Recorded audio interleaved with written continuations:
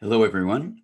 This is Dan Siegel, and I'm a clinical professor of psychiatry at the UCLA School of Medicine, and I am also the executive director of the MindSight Institute in Santa Monica, California. Today, what we're going to speak about is how, in this pandemic, we can create a mental state that you can simply call presence in order to cultivate resilience and transform the experience of threat into the experience of challenge. And as we do that, it's really an invitation to develop our minds even as we face the actual physical challenges of this experience we're having on the globe. So let me begin by first inviting you to take a moment, and whether you're standing or sitting or lying down, just take a moment and find your breath and just get yourself centered, because we'll be covering a lot of material, but we want to take this in a very heartfelt sense, as well as using our head to process some of the information we'll be exploring. So find your breath and just ride the wave of the breath in and out.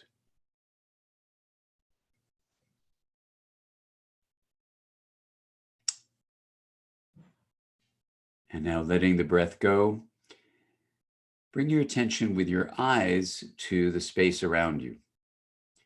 You may sense that your body is there, standing or lying or sitting. And around you, there may be no other people. You may be in isolation by yourself. You may be not in isolation at all if you're in that part of the world, or you may be with a few other people. But just notice that space around you, the physical space.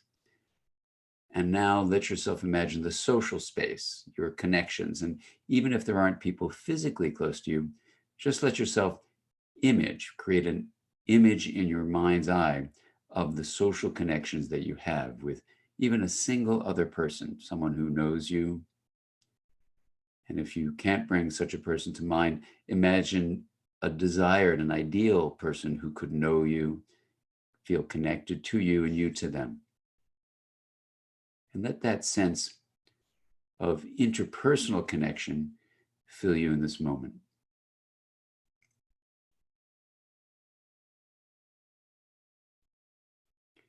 And now let yourself bring to mind your sense of connection to nature. And for some of us, that may be a plant that's in the room with us, or if you have a window where you are, looking through a window and seeing the plants around us, or birds outside, squirrels, there's a dog sitting by your side. Let the sense of connection to animals and plants, to all of nature, fill you in this moment, this way we're a part of the larger world, much larger than the skin encased bodies that we're born into.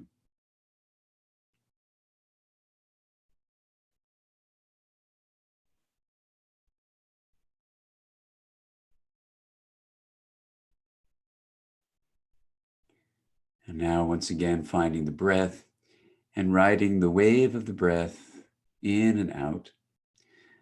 Let this sense of relationality, our sense of connection, the deep interconnections, the connections between, that really bring us to our true home, which is not only in the body we're born into, but in the relationships with other people and with the planet.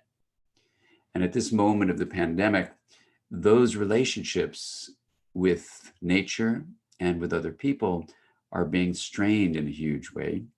And even the relationship we may have with our own medical health, our physiological well being, may be challenged as well.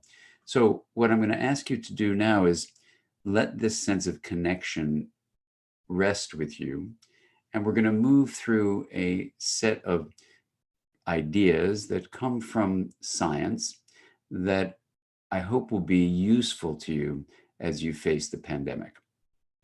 The first is to begin with a word that you may have heard of, and it's a simple word we use all the time in the English language, and the word is stress. S-T-R-E-S-S is how we spell it. And I remember when I was in medical school, I'm a physician, and I remember as a student learning from the writings of someone named Hans Selye that stress was something that an organism, an animal, had when something really significant was going on. Their heart would start beating faster and with more force. Their breath would start going more quickly and deeper. Their muscles might tighten up. And aspects of their metabolism, the way they were getting ready to use glucose in their bodies to harness energy, was being changed. All of these you can simply call the stress response. And it was activated in the body when something meaningful was at play, something meaningful was going on, that there was something that we call at stake. Something could happen that could turn out really good or could turn out really bad. So when meaning is at stake, stress is activated, and this stress response is a good response because it's the way our body handles the getting ready for dealing with something meaningful that's happening. Now, when meaningful things are going on, then the body must prepare. When it's a few seconds, a few minutes, maybe even a few hours, that's okay. You're getting ready for that. But when it's longer than that, the body has to do something with this stress reaction so that it's not destroying itself. That prolonged stress responses can be very negative for the body. And what's interesting about that is when people thought, okay, stress in general is bad, they said to themselves, well, what can I do if stress is there? And they did this incredible study, which is what you should think about as we go through this short presentation, that your mind can appraise the meaning of the stress response. And when it does this, if it appraises it, praising means evaluates or discerns or makes a thoughtful consideration about something. When it considers that the stress response is actually good, that something meaningful is happening, and a meaningful life is a stress-filled life, then the outcome of the stress reaction is totally different than if someone sees it as negative. So that the appraisal of, oh my gosh, this is a stress reaction. I've heard stress is bad. This is going to be terrible. My heart is pounding. I'm breathing fast. My muscles are tight. This is bad. The outcome in terms of medical responses to prolonged stress will actually be negative if you appraise it that way. The simple way that the scientists considered this was when you see the stress response itself as negative, it creates what's called reactive state of threat that has 4 F's it can engage. 1 is fighting back, 2 is fleeing, 3 is freezing, where you tighten up your muscles and don't react and just wait to see whether you're going to run or fight. So it's an activated temporary paralysis. And the 4th F is fainting or collapsing. Now, these are all reactive states. And if I said the word no repeatedly, you could feel that inside you. In fact, we can try that right now to create temporarily a reactive state. And then we'll switch it to the other state, a receptive state, so you can feel it. So just get ready and see what your body feels like when I say first no, and then I'll say yes. No, no, no, no, no, no, no.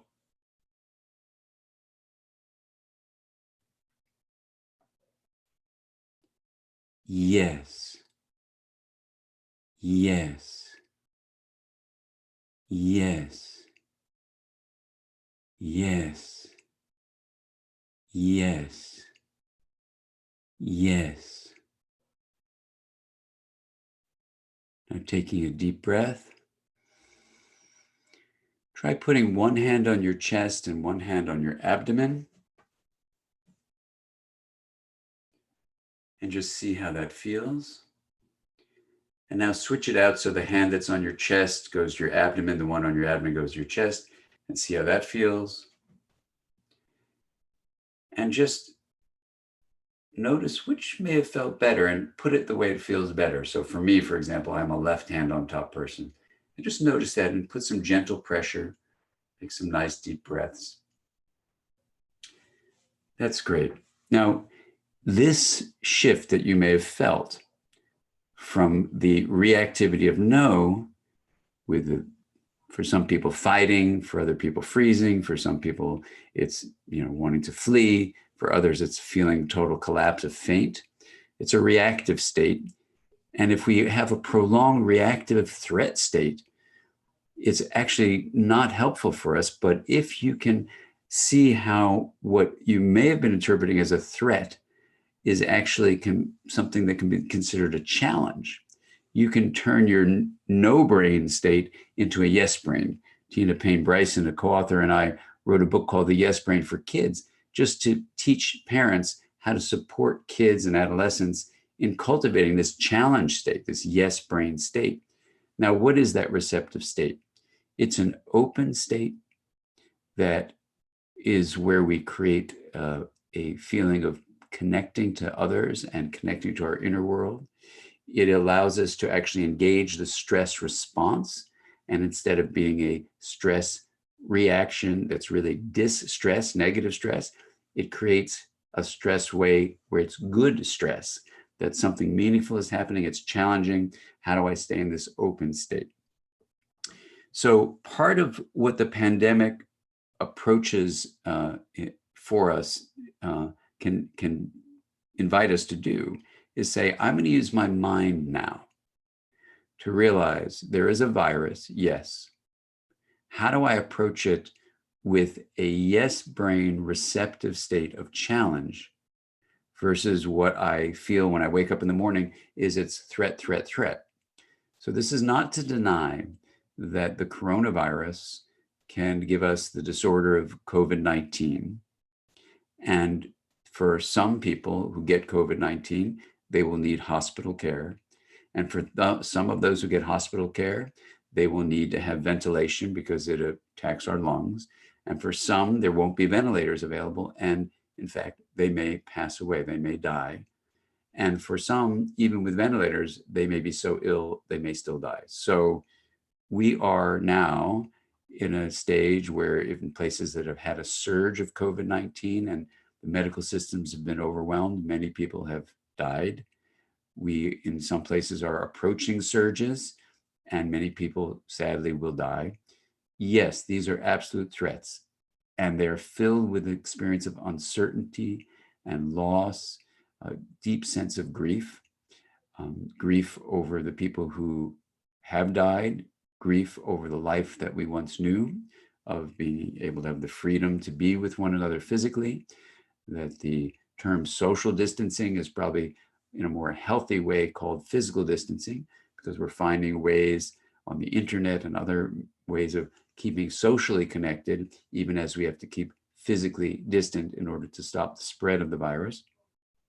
And so in this pandemic, then, we have an opportunity to say, okay, I can actually train my mind to move from the reactive state of threat to the receptive state of challenge. So that's message number one.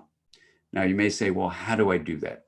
So now what I'm going to do for you is offer a review of the ways in which science has shown that contemplative practices, practices that cultivate the mind, can be divided up into several forms, and those forms, we'll call them pillars of a foundation that support the health of our bodies and even the health of our minds. So before I tell you what these three pillars are, let me tell you what the results are, and then offer you an invitation to practice these three pillars. So what we're about to talk about is, number one, the science of when you train your mind to be receptive rather than reactive. What do you get from that?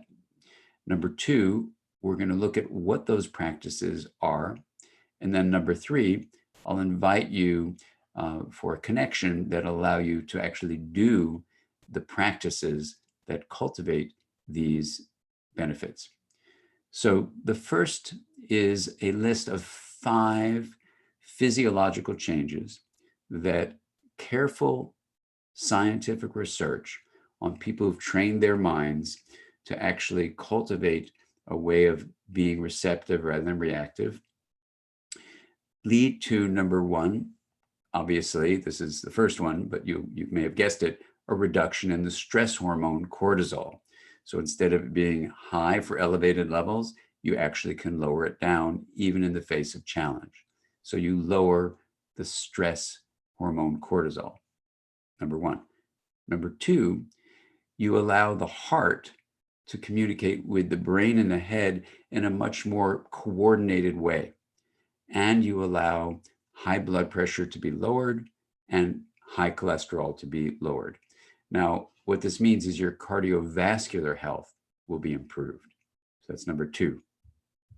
Number 3 is you're actually going to enhance the way your immune system can respond to processes like infections with more robustness.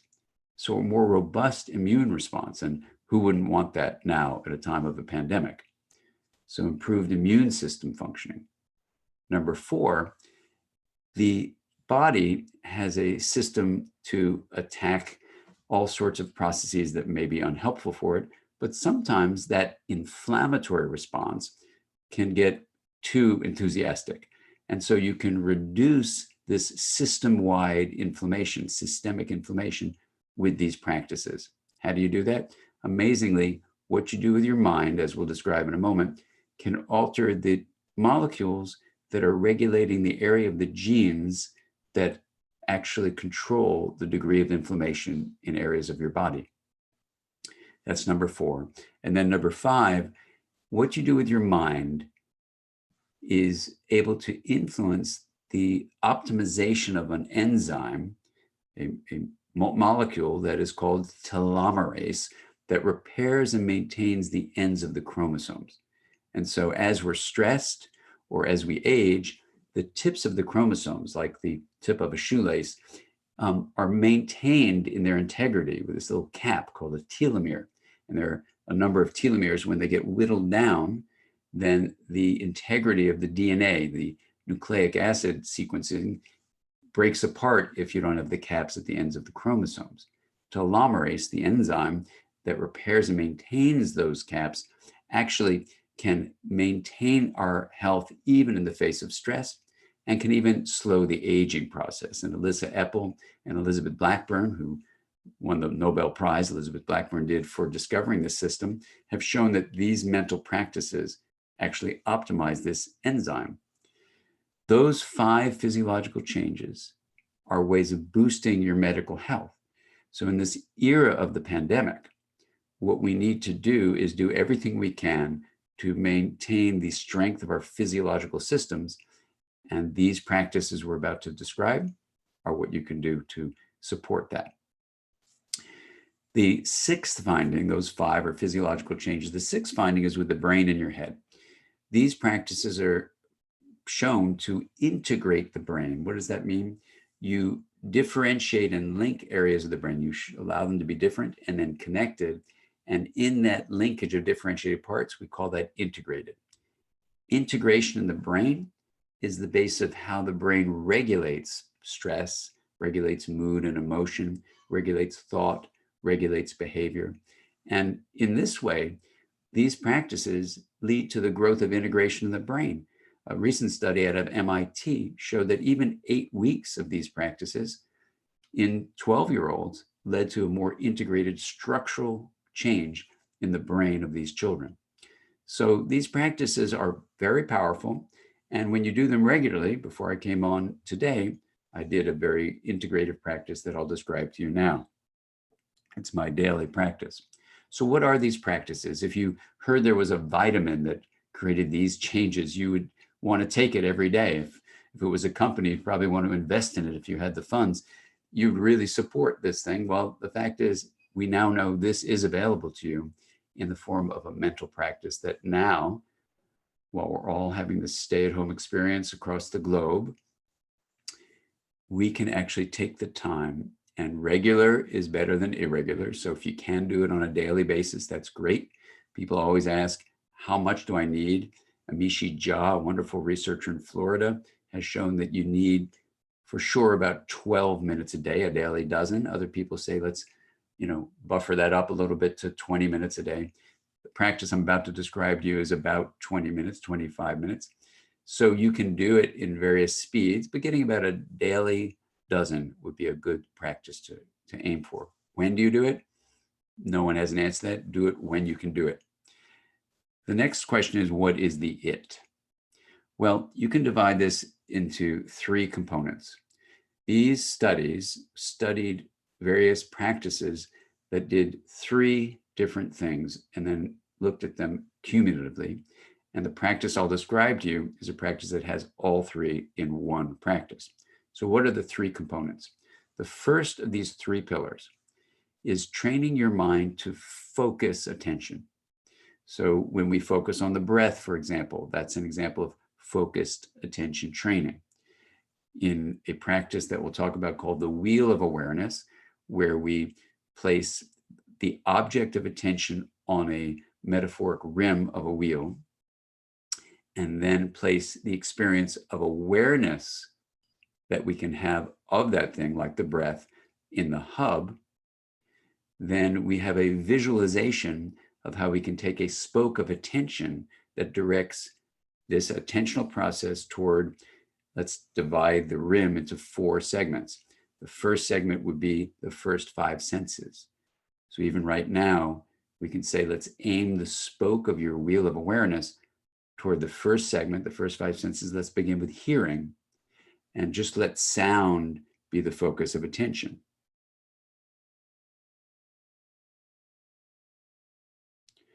We then can move the spoke over to sight and letting light coming through eyelids closed or opening up eyelids if the eyes are closed, and letting light be the focus of attention. And then you rest with that. And of course, then you go to smelling, tasting, touching. Take a deep breath. The second segment is where you again practice this first pillar, focused attention on the interior signals of the body. These are sensations of muscles and bones, and we go throughout the whole body, and then we go inside to the genitals, to the organs like the intestines, the respiratory system, and the heart. And this is called interoception. That's the second segment of focused attention. We then move the spoke over to the third segment of the rim, and this is a segment that allows us to move from the first pillar of focused attention training to now the second pillar, which is opening awareness. And open awareness means I sit in the hub of knowing, this hub of awareness. And with the spoke, in this case, to the third segment, I just invite any kind of emotion or memory or thought, a worry, an image, anything, a belief, an attitude, a mood. I invite anything into awareness. So this is open awareness training, sometimes called open monitoring. In an advanced step, we actually bend the spoke around and aim it into the hub itself. For some people, they like to retract the spoke or leave the spoke in the hub. Others like to have no spoke at all and just resting in the hub. And if you do this, and you can do this practice from our website, drdansiegel.com, you can explore different ways of doing this hub. In the beginning, you cannot bend the spoke around, but then in the advanced practice, you bend the spoke around and experience what pure awareness feels like. When you do that, you start to realize that awareness is very different from the thing you're aware of. And that distinction of the hub from the rim in terms of metaphor has huge implications. I talk about this in a book called Aware, that allows you to see what the science of awareness may actually be, so that you can see that the hub becomes a sanctuary. Now, when people experience that, as they then come to the fourth and final segment, straightening the spoke out and then placing it on the fourth segment of our relationality, our interconnections with other people and with the planet, there's this experience of the self expanding. Some people say, oh, these practices make the self disappear. It's not that the self disappears, the self expands, it becomes larger, it becomes extended. And that has a deep feeling of often peace, love, connection, this quality of being something much larger than your separate, shrunken, individual solo self. So there's a liberation then when we get to the third pillar, which is it cultivates kind intention or compassion towards one's inner life and towards the interlife, because you realize that who we are is much bigger than these bodies.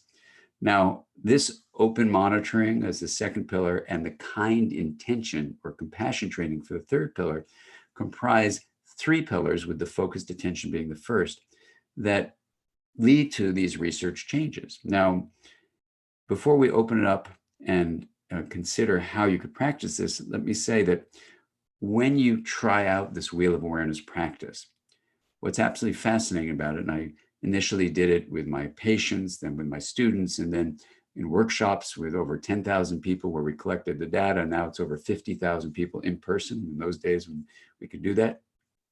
The results have been absolutely fascinating to see how people can take on these three pillars in one practice. And when they do it regularly, how it can transform things like a fear of death when we are having a terminal illness, or for example, right now, the fear of death in the pandemic, or anxiety, or experiences of mild to moderate depression, or experiences of trauma. So these are ways that this wheel of awareness practice and the three pillar approach can be very, very helpful in your life now. And what I'll suggest to you is that as you do the practices, and whether it's the wheel of awareness, which gives you all three in one, or you find individual practices that come from, for example, contemplative traditions of all sorts. You can see some of these in yoga and Tai Chi and Qigong and mindfulness meditation and centering prayer. Some people would call this an aspect of mindfulness training. Some people call it an aspect of mindfulness plus compassion. The wheel is an integration of consciousness practice because it's based on science and allows you to differentiate components of consciousness from each other and then link them. And you move from the chaotic states or the rigid states when you're not integrated. And those would be an example of how we're in the threat, no brain state of reactivity, to moving toward the harmony that's an integrated flow, not chaotic, not rigid. And when you're in that integrated flow, harmony emerges. And in that state is the yes brain receptive state. Because when you cultivate focused attention and can distinguish, for example, I'm frightened this morning of what is happening now in the newspaper and what I've heard is going on with the virus.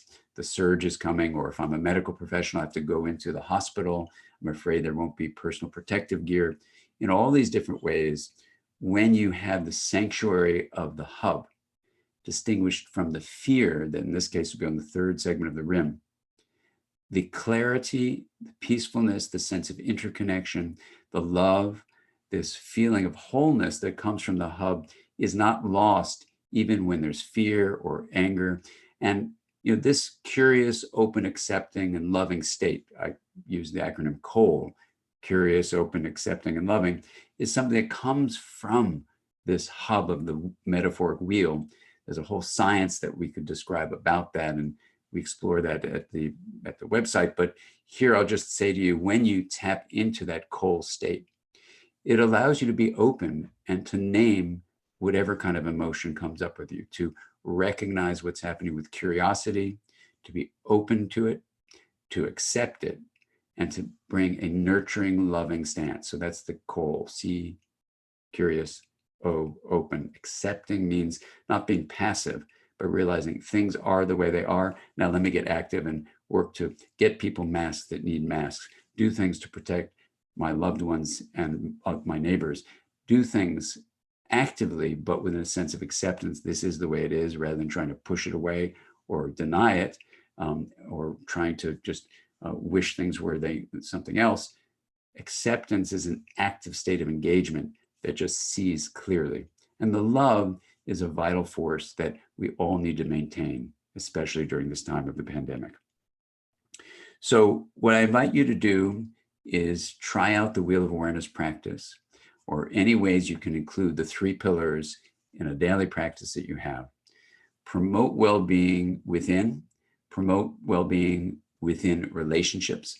And as we work with each other to bring this sense of strength and receptivity, there's a way where, as terrible and terrible as this virus is, in disrupting everything about our lives, and for some of us ending our lives, that we can see that there is a possibility that humanity can take this huge wake-up call that interconnection is the reality of life on Earth, and can we live a way that is actually filled with honoring this interconnection, being aware in this receptive way, and bringing love to how we bring our lives to a new way of living.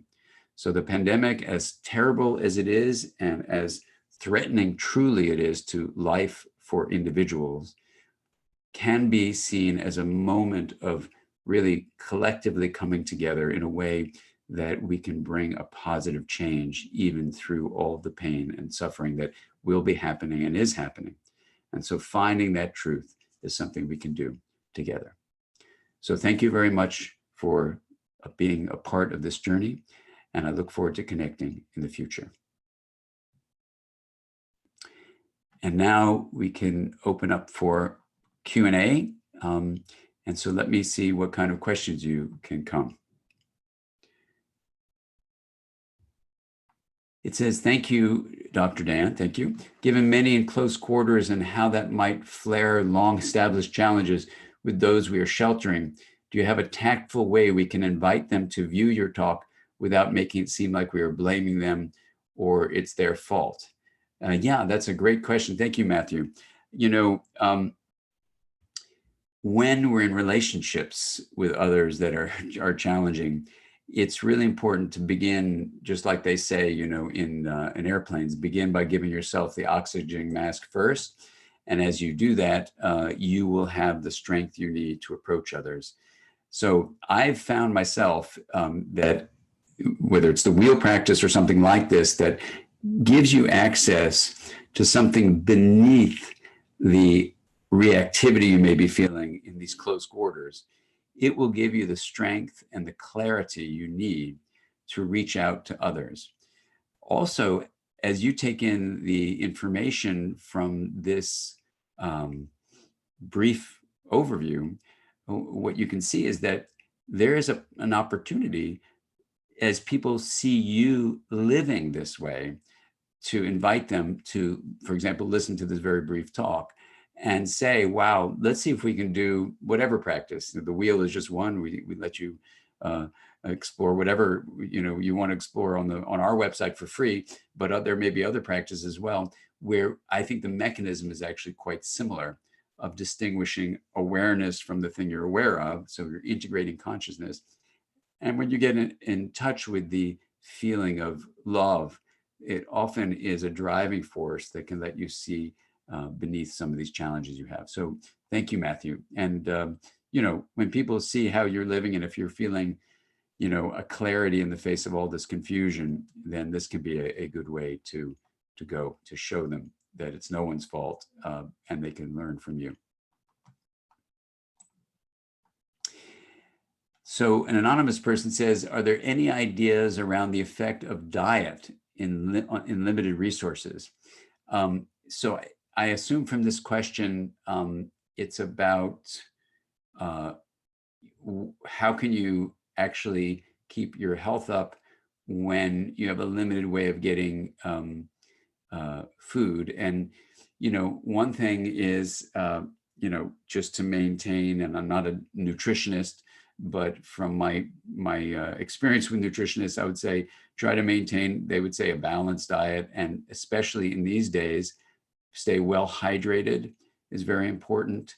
Your body can adjust to lower calories, but it's going to need vitamin D in some way to maintain the immune system. So you want to make sure you're either getting out a little bit in the sun or, you know, having fruit and vegetables that have vitamin D. You may need to take a supplement if you can get that, but maintaining a balance of protein and carbohydrates, that would be the simplest thing I would say. But that hopefully something online will have that a direct thing to you. Caroline Curzon is asking, thank you. I work with children and young people. Can you suggest to enable them, it bounces around, enable them to do these practices? Some teens are reluctant to try these things, which may be really good for them. So I wrote a book called Brainstorm for adolescents to actually read themselves. It's written for them, that teaches them how to do the wheel. And for young kids, if they don't have to do the practice, they can do a drawing. It's really helpful in a book with Tina Payne Bryson I wrote called The Whole Brain Child. Then you will see, in fact, this teaching of the wheel in The Whole Brain Child. So those two books, Brainstorm and Whole Brain Child, would be good resources. Leslie is asking, thank you so much. Can you say more about the heart communicating more healthily with the brain? Yes, there appears to be from the brain to the heart and the heart to the brain, a two-way communication. The simplest way to think about it is that it involves, at a minimum, the two branches we often hear about from the autonomic nervous system, the parasympathetic and sympathetic branch. Some people talk about the 10th cranial nerve, the vagus nerve, being the main component of the parasympathetic brakes aspect of the autonomic nervous system. So you'll hear terms like heart rate variability coherence, which basically means that the two branches, the accelerator and the decelerator branch of the autonomic nervous system, are working more in balance. So it's more integrated. They're differentiated and linked. And that's one of the measures. Some people use the phrase, there's higher vagal tone, the vagal referring to the vagus nerve. So that's what those do. It's fascinating work. Thank you very much, Leslie. Michelle says, thank you. What suggestions do I have for those who are very easily triggered into reactivity due to past and present trauma? Where to start when attention to breath and other body sensations are activating? Absolutely, and that's a very important point. You know, the breath can be very activating. We found that the wheel is actually quite useful in that way, and the book Aware teaches you how to use that and actually talks about exactly what you're talking about, a person with trauma who was very triggered. I think it's in the second section of the book, you'll be introduced to her. And then in the fourth segment of the book, you'll follow, after you do the practice yourself, how in fact she came to use it. So the simple thing just to say is, for example, if someone has been sexually or physically assaulted and the breath when they were choked was something that was really a threat, then it can be very panic inducing to be aware of the breath. And so to be aware of that is very important. What the wheel allows you to do is to move the spoke around, for example, away from the breath, if that's too activating for you, and just do what you're hearing, what you're seeing, what you're smelling. And you learn to regulate things and move that spoke around, and that can be very useful. The challenge of the hub aspect of the practice is that uncertainty for someone who was in trauma, who experienced trauma, can be very activating also. So dropping into pure awareness can lead to a sense of panic. But in my experience, at least so far, everyone who's had a trauma history who has gotten panicked in the hub, when they work it through slowly, find in fact the hub wasn't what was panicking them. It was a reaction to uncertainty. And if you read the third section of Aware, you'll see a deep discussion of this, that awareness and uncertainty look like they're actually overlapping processes. So if someone is traumatized, they avoid uncertainty in an effort to not be hurt. But in fact, other options rest there because the synonym for uncertainty is actually freedom and possibility. So it's a really important question you're asking. Thank you very much, Michelle. Anything different in practice to prepare for sleep? There's a great, people have used the wheel to sleep. I'll be very careful not to make a meditation just sleeping, but you can certainly prepare. Here's just some simple things to do. Turn your devices off for an hour or two. I don't use screens, 3 hours before I go to sleep. Turn the lights low. I would make sure you're not drinking caffeinated things after sometime 2 p.m. or chocolate. There's a great practice that simply goes like this. When you get in bed, breathe in for a count of 4, hold for a count of 7, and then breathe out for a count of 8. And if you can, make a sound at the back of your throat. It's an old yoga breathing practice like this. Sort of the back of your nose and throat. And that can help many, many people fall to sleep. And there are, on the internet, you'll find a number of people are talking about all sorts of sleep hygiene things, but these are just some of the I think the basic ones. Elena is saying thank you, and thank you, Elena. In simple terms, is the wheel of awareness a good strategy for supporting PTSD? You know, as I mentioned in the Aware book, there is someone with developmental trauma, abuse and neglect in her childhood, and you'll see how it needs to be carefully applied, but when carefully applied can be very helpful. And even in workshops, when these are not my patients, people have found it extremely helpful.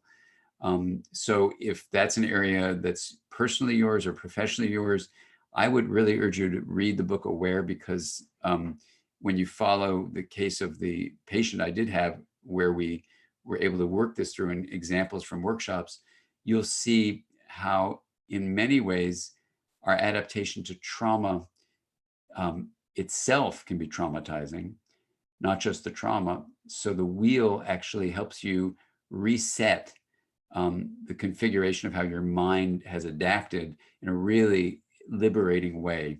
And I have some quotes from some patients about that, but it needs to be done carefully, because it is a powerful intervention. And so anything that's potentially powerfully helpful can also be disorganizing, because you have to go from an adaptation that may be rigid to a new way. And there needs to be a period, unfortunately, where you go through a period of disorganization. You want support for that person and help them, guide them there in a really helpful way.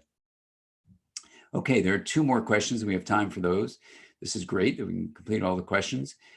As I say, we are interconnected beings and hardwired for connection with others. Absolutely. Do you have any suggestions for how we can help ourselves feel safer in the moment when our physiology feels scared? Yes, absolutely. By seeing people in face masks and people crossing the street to avoid walking near us. I know.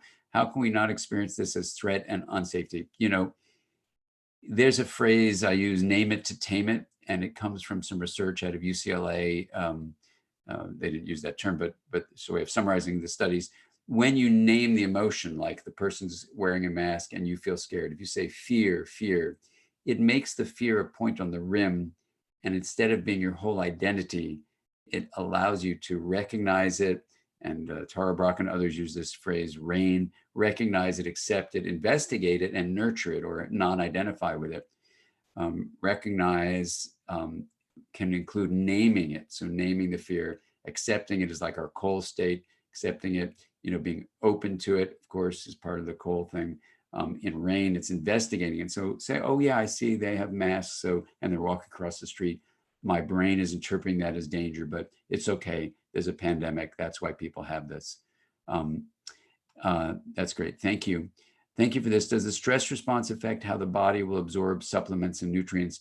Do you know? That's a really good question. And Alyssa Epple has actually studied that. And I believe the answer is yes, that your state of stress affects the way not only your intestines work, but even the biome, that, it can affect things. So yes, the answer is yes. If you come to our website, drdansiegel.com, we're going to probably do a weekly gathering to discuss many of these issues. It's going to likely be called a PEP talk, or a PEP gathering, for the personal experience of the planetary pandemic. So come join us there, and we'll dive more into these issues. And then there's wonderful chats. Thank you, thank you, thank you. Yes, thank you all. It's been great to be here with you, and I'll look forward to connecting with you in the next setting soon. Thanks so much.